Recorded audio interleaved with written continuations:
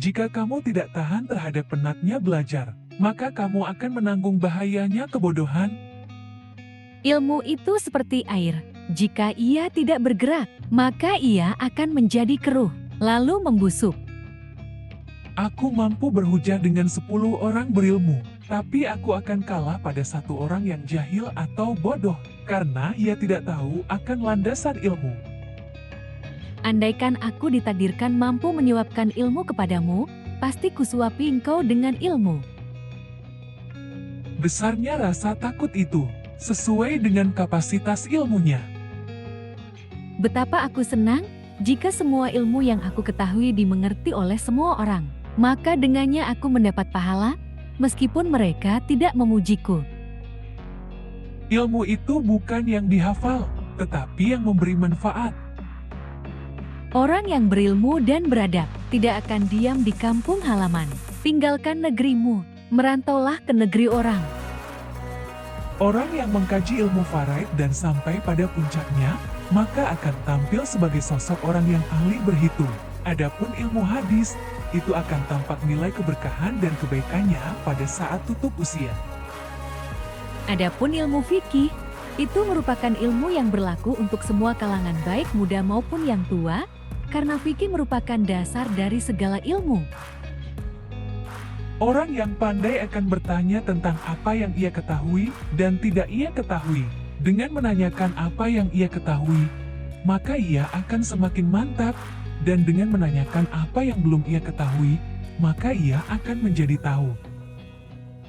Sementara orang bodoh itu meluapkan kemarahannya, karena sulitnya ia belajar, dan ia tidak menyukai pelajaran. Siapa yang menghendaki kehidupan dunia, maka harus disertai dengan ilmu, dan siapa yang menghendaki kehidupan akhirat, juga harus dengan ilmu. Cukuplah ilmu menjadi sebuah keutamaan saat orang yang tak memiliki mengaku-ngaku memilikinya, dan merasa senang jika dipanggil dengan gelar ilmuwan. Cukuplah kebodohan menjadi aib, saat orang yang bodoh merasa terbebas darinya, dan marah jika digelari dengannya. Ilmu tidak akan dapat diraih, kecuali dengan ketabahan.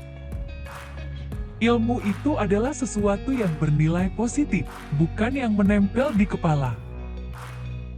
Tujuan dari sebuah ilmu itu adalah untuk mengamalkannya, maka ilmu yang hakiki adalah ilmu yang terefleksikan dalam kehidupannya, bukan ilmu yang hanya bertengger di kepala. Jika terdapat banyak kebutuhan yang harus dipenuhi, maka mulailah dari yang terpenting dan mendesak. Barang siapa mengadu domba untuk kepentinganmu, maka dia akan mengadu domba dirimu. Dan barang siapa menyampaikan fitnah kepadamu, maka ia akan memfitnahmu. Jika ada seorang yang ingin menjual dunia ini kepadaku dengan nilai harga sekeping roti, niscaya aku tidak akan membelinya. Kaji dan dalamilah sebelum engkau menduduki jabatan, karena kalau engkau telah mendudukinya, maka tidak ada kesempatan bagimu untuk mengkaji dan mendalaminya. Manusia yang paling tinggi kedudukannya adalah mereka yang tidak melihat kedudukan dirinya, dan manusia yang paling banyak memiliki kelebihan adalah mereka yang tidak melihat kelebihan dirinya. Pekerjaan terberat itu ada 3. Sikap dermawan di saat keadaan sempit, menjauhi dosa dikala sendiri, berkata benar di hadapan orang yang ditakuti. Pilar kepemimpinan itu ada 5. Pertama, perkataan yang benar. Kedua, menyimpan rahasia. Ketiga, menepati janji. Keempat, senantiasa memberi nasihat. Kelima, menunaikan amanah.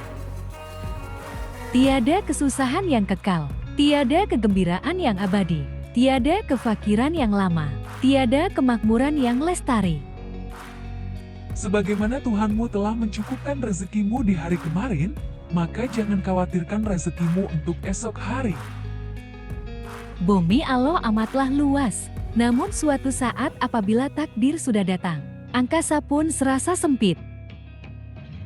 Apabila sikap hatimu selalu rela dengan apa yang ada, maka tak ada perbedaan bagimu antara dirimu sendiri dan para hartawan.